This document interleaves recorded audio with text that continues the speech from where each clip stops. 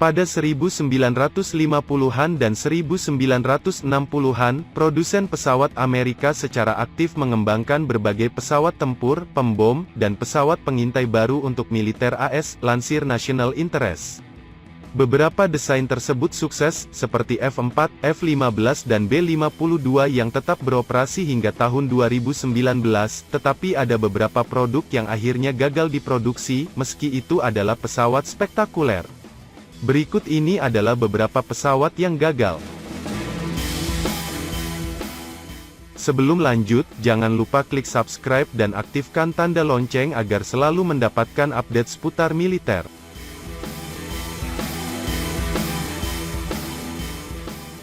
Satu. Convair YB-60. Pada awal 1950-an, Angkatan Udara AS menginginkan pembom strategis berat bertenaga turbojet yang mampu membawa bom atom melintasi lautan. Convair telah membangun mesin piston B-36 untuk Angkatan Udara dan memutuskan bahwa hanya mengganti motor prop B-36 untuk mesin jet di antara perubahan sederhana lainnya akan cukup untuk menghasilkan bomber baru yang memenangkan persaingan. Hasilnya adalah bomber YB-60, monster sepanjang 52 meter dengan 8 mesin turbojet J-57. Prototipe pertama dari dua prototipe lepas landas pada penerbangan perdananya pada bulan April tahun 1952. YB-60 dapat terbang 2.900 mil dengan kecepatan jelajah 467 mil per jam, dan mampu mengangkut beban 36 ton bom. Mengesankan, tetapi tidak mengesankan seperti kinerja pesaing YB-60, yakni Boeing B-52. 8 mesin B-52 melaju dengan kecepatan 525 mil per jam pada jarak 4.500 mil sambil membawa 35 ton bom.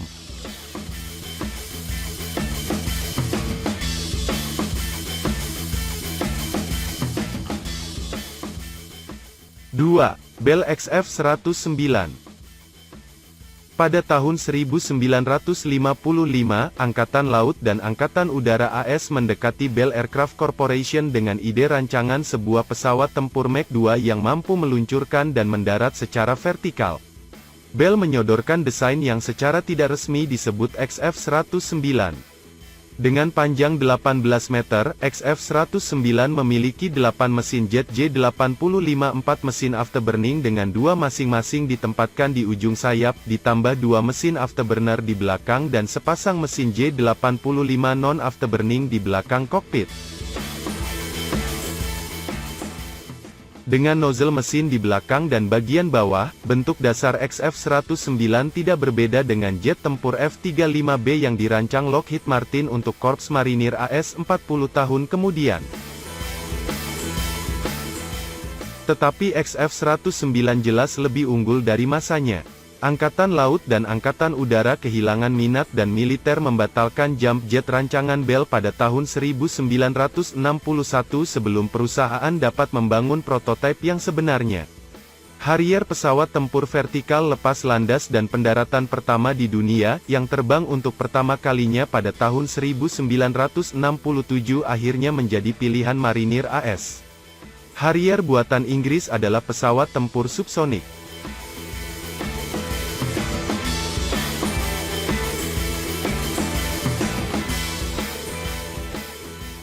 3. Lockheed RB-12. Pada Januari tahun 1961, desainer pesawat legendaris Lockheed, Kelly Johnson, mengirimkan proposal ke Angkatan Udara AS. Idenya adalah untuk menggunakan pesawat mata-mata A-12 yang berkecepatan Mach 3, pendahulu Blackbird SR-71 yang dirancang Kelly untuk CIA dan memodifikasinya menjadi pembom strategis yang sangat cepat. Kurang lebih secara paralel, Johnson sedang mengerjakan pesawat tempur F-12 versi A-12.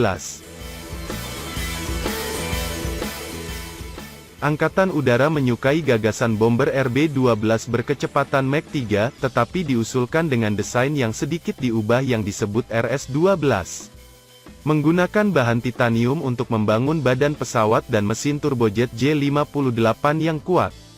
Ditambahkan juga radar canggih, dan rudal udara ke darat jarak jauh dengan hulu ledak nuklir berdasarkan rudal udara ke udara M47 yang juga mempersenjatai F-12.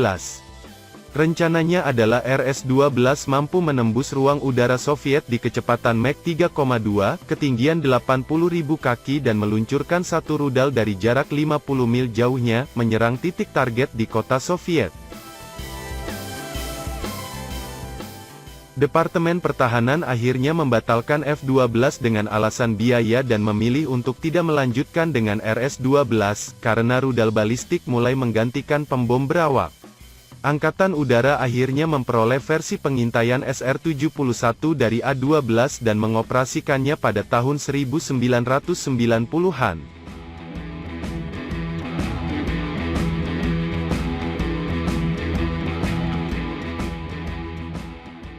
4. Convair 49.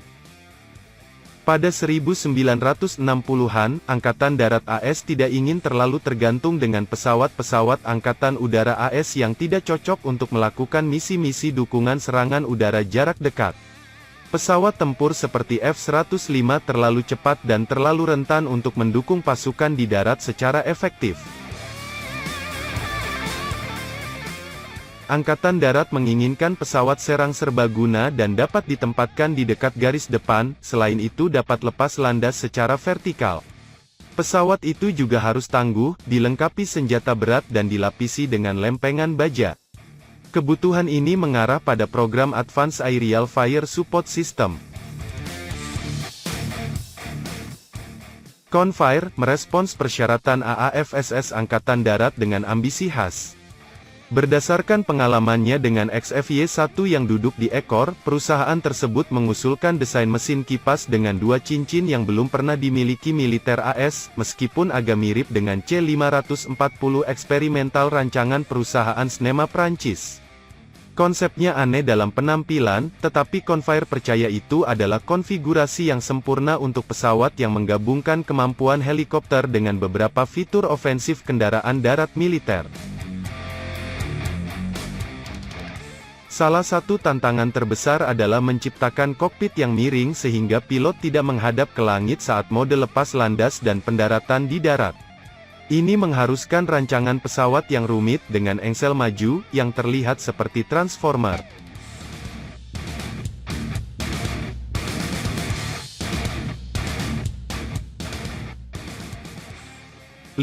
Lockheed CL-1200.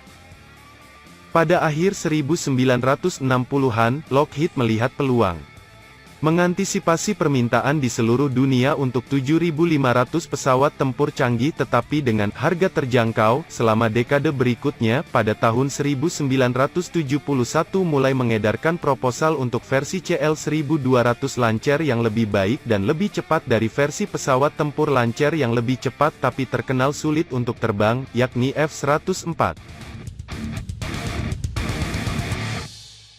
Divisi Skunk Works Lockheed, dengan desainer terkenal Kelly Johnson masih bertanggung jawab, dengan memperbesar sayap dan sirip F-104, menggeser tailplane lebih rendah di badan pesawat, mengubah asupan inlet mesin, menambah kapasitas bahan bakar internal, dan mengganti mesin J-79 F-104 dengan mesin TF-33.